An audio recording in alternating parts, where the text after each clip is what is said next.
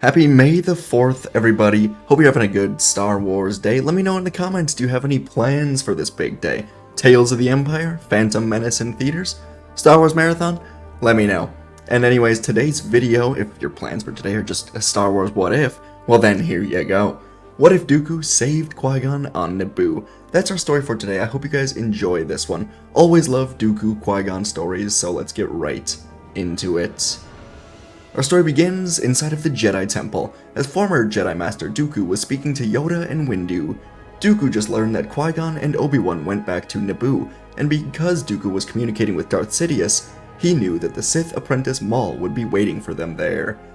Dooku asked Yoda and Windu why they didn't send more Jedi with them, and the two High Council members said that they weren't sure if this threat of a Sith was even real.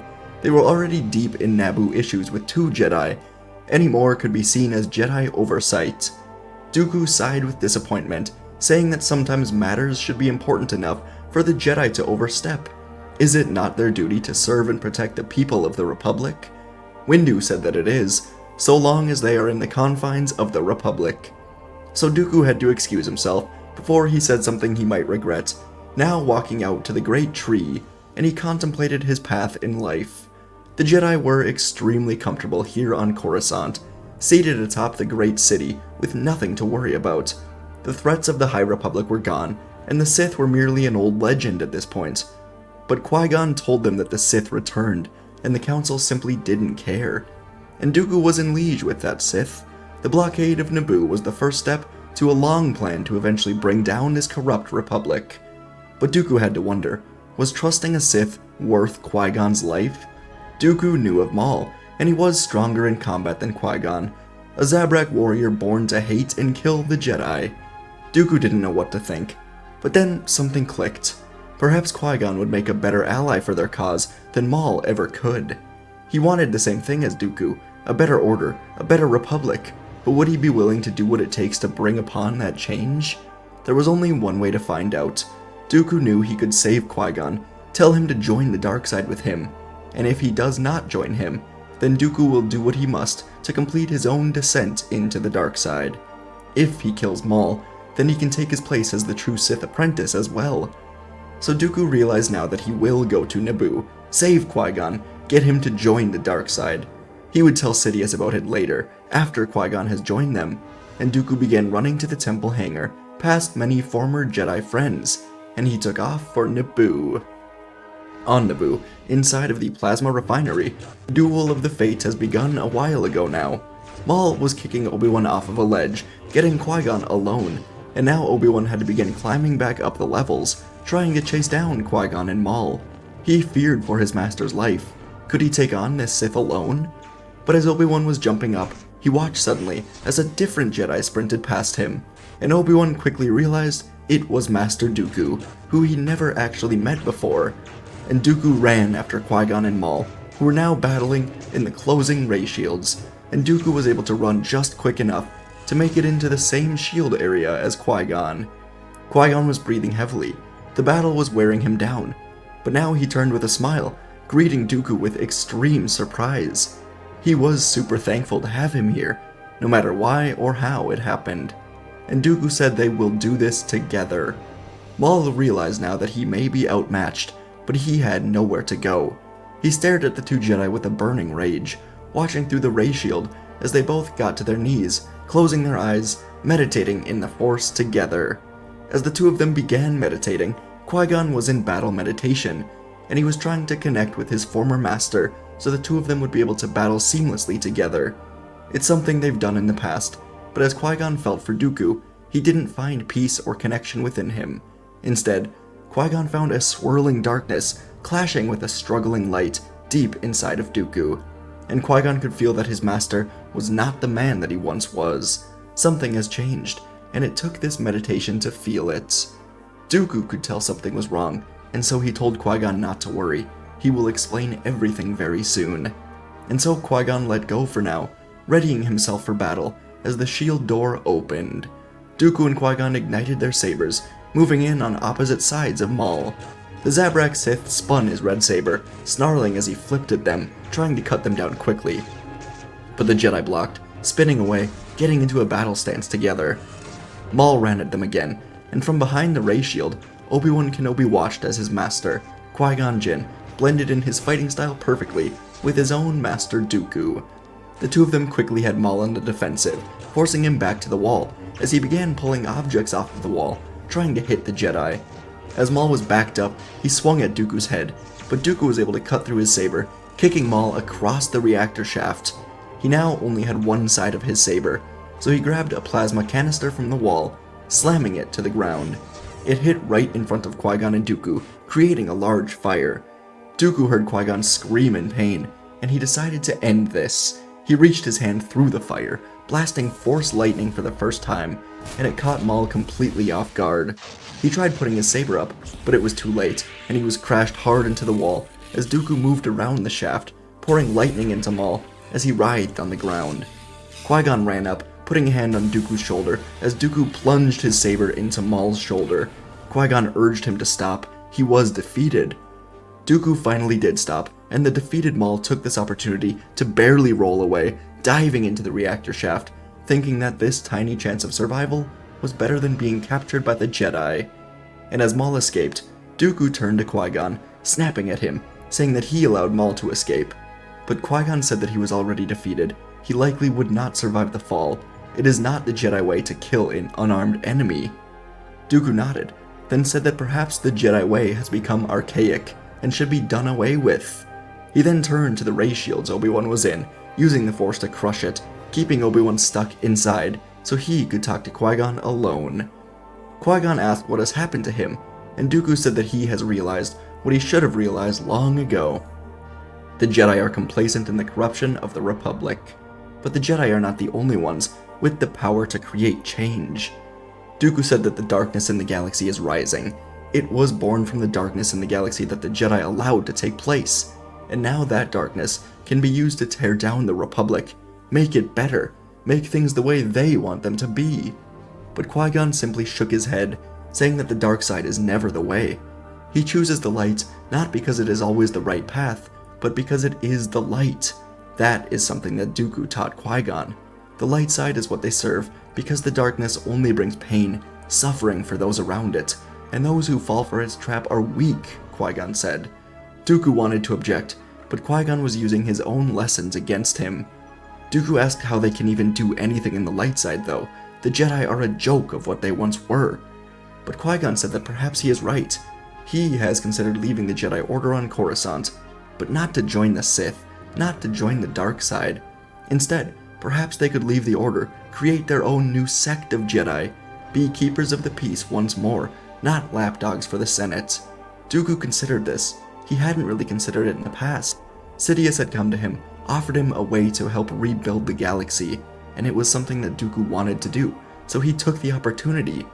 But now, this was a different path. But Dooku said it may be too late for him. He has done terrible things for the Sith. Qui-Gon assured him that it is never too late to come back to the light. You can always be redeemed. He grabbed Dooku's lightsaber and asked him to let him help. Dooku reached out for the lightsaber. He could kill Qui-Gon here, continue his own descent into darkness. But instead, he nodded slowly, saying he knows what he is doing is wrong, but he saw no other way to bring peace. Perhaps a new Jedi Order is the way. And so they would leave Naboo soon, with Obi-Wan and the young Anakin Skywalker. Qui-Gon told Dooku that he is the chosen one. He can be the pride of their new Jedi Order. And after a long trip through hyperspace, where Dooku got more acquainted with Skywalker and Kenobi, while also allowing himself to embrace the light once more, and consider the possibilities of a new order, they would arrive back on Coruscant, inside of the Council chambers. And now, Qui-Gon and Dooku would tell the Council everything. Dooku would reveal his own truth.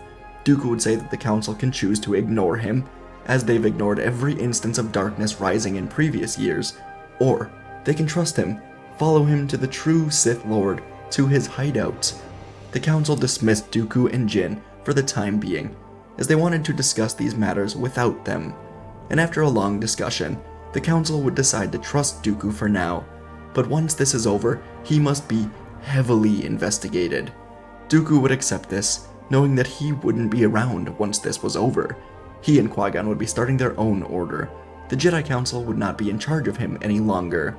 So, the entire Council plus Dooku and Jin, would board 3 Jedi transport shuttles, taking off for the industrial sector to a building that Dooku has laid out for them.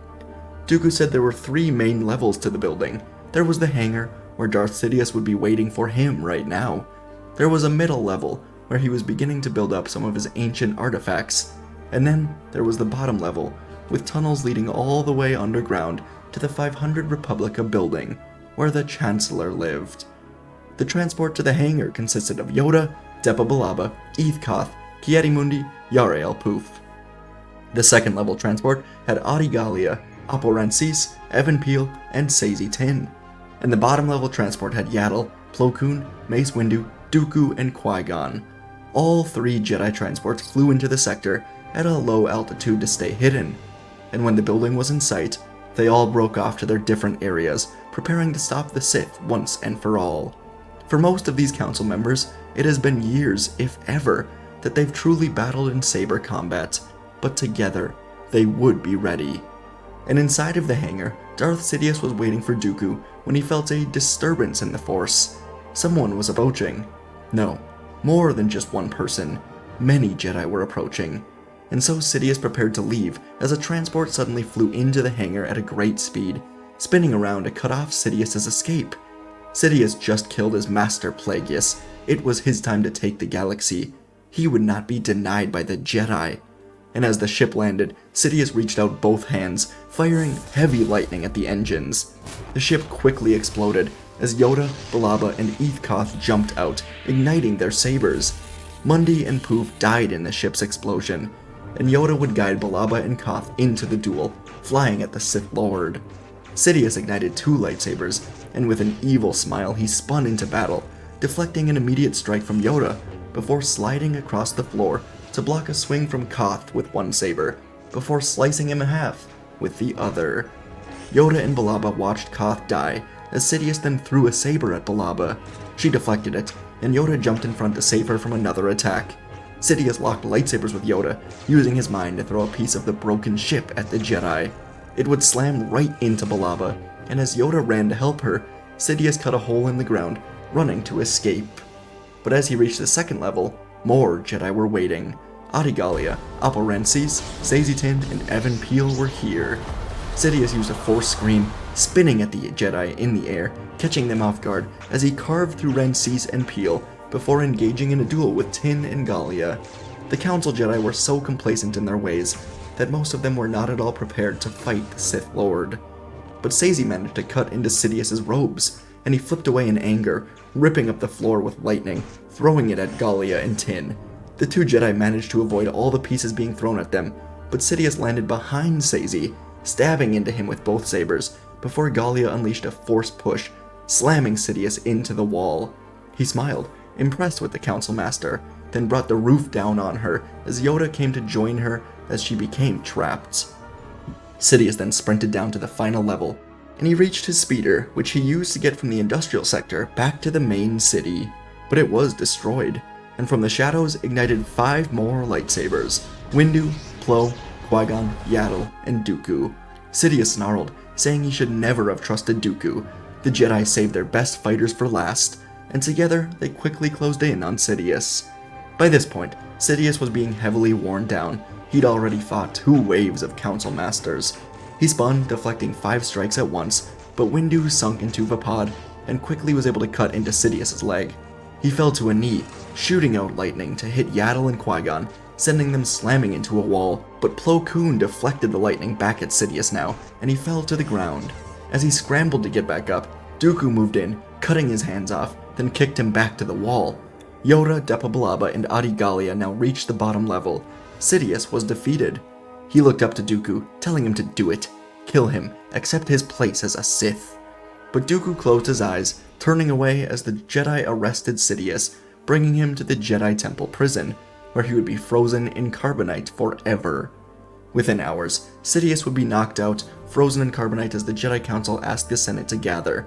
At this point, Palpatine was never able to sow the true division between the Senate and Jedi, so they worked well enough together, as Dooku would present evidence of Palpatine being the one under the control of the blockade of Naboo, working with the Trade Federation under the name Darth Sidious.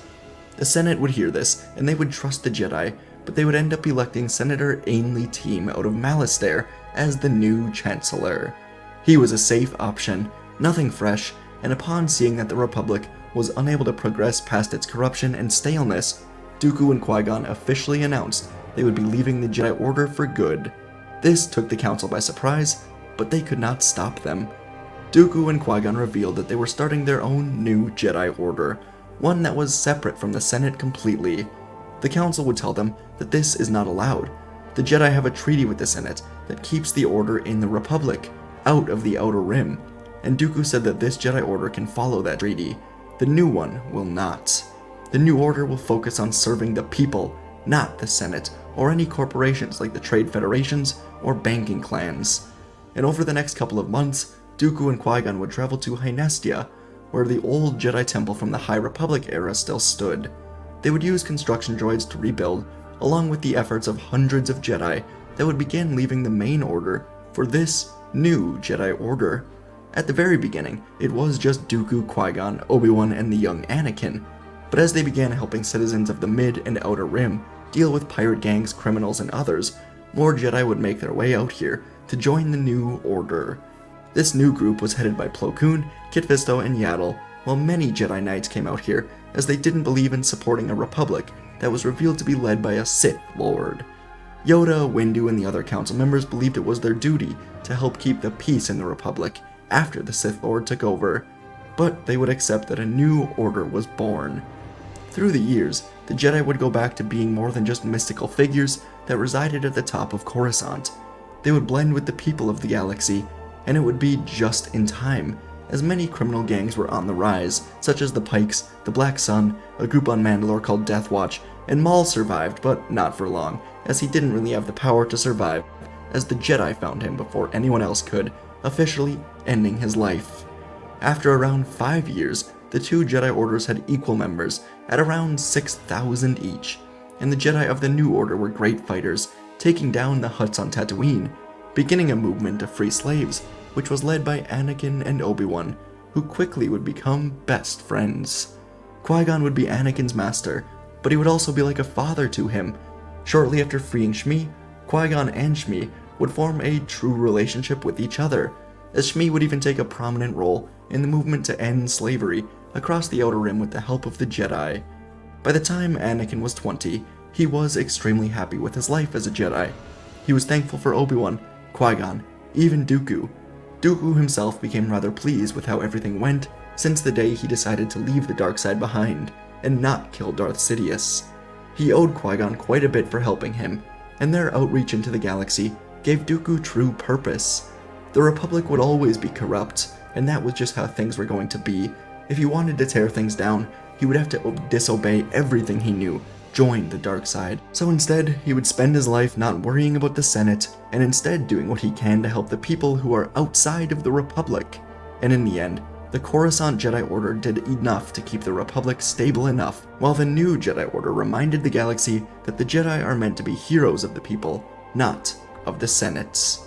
And folks, that is our May the 4th story. Hope you enjoy. Again, let me know in the comments, what are you doing for May the 4th, if anything, and also, there is a lightsaber giveaway going on my channel. You have to be subscribed to be eligible, so please hit the subscribe button. Pushing 60,000, that's pretty insane. If we could get that by in a few days even, that'd be awesome. Unlikely, but hey, appreciate you guys. If you want to enter the saber giveaway, link to that will be in the pinned comment down below. I appreciate each and every one of you, and let's talk a bit about today's story. So I figured with the Phantom Menace doing its 25th reunion, it's all, it's going on in theaters right now. I'm hoping to go see it tomorrow or Monday. We'll see what happens. But I thought, hey, let's do a Phantom Menace era story. And I always love going with Dooku. He obviously was not in the Phantom Menace. I don't even know if George knew that Dooku was going to be a, character until Attack of the Clones. Probably, but either way. Integrating Dooku into the Phantom Menace is always a fun story. I've done things like this in the past. Never this exactly. I do have other plans for Dooku in this era type videos that I want to do later on, such as just a whole video focused on Dooku creating a new Jedi Order, maybe what if Dooku started a Jedi Civil War, so got plans for Dooku Phantom Menace era. But overall, I enjoyed this one. doing this Sidious killing waves of Jedi was fun to write, so I hope that was fun to listen to. Anyways, thanks for watching. Enter the lightsaber giveaway, subscribe, leave a like, and I'll see you in the next video.